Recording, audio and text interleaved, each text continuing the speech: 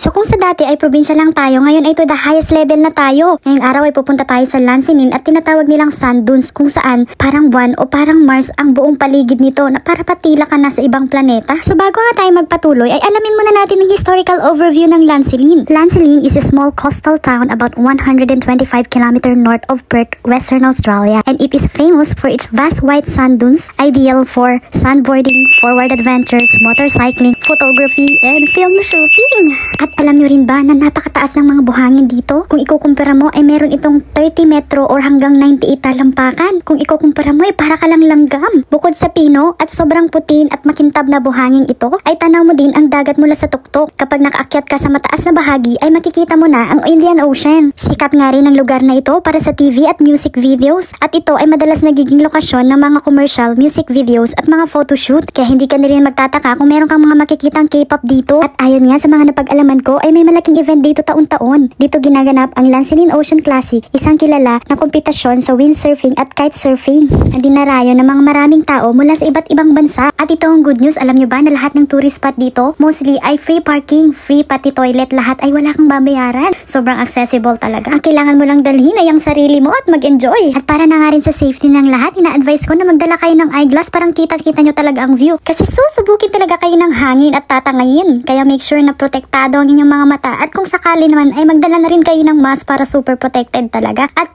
pag aakyat kayo dito sa sand dunes ay make sure na talaga namang matibay ang ating mga tuhod dahil kung hindi ay tatangayin ka ng hangin. Kaya nga halos hindi ko ma-imagine kung bakit ko naakyat ang taas na to. Sayang naman kasi kung hindi mo susubukan. Kaya naman ng technique ay wag mo na lang titignan yung nasa baba. Hanggang dito na lang sa susunod ulit. Bye!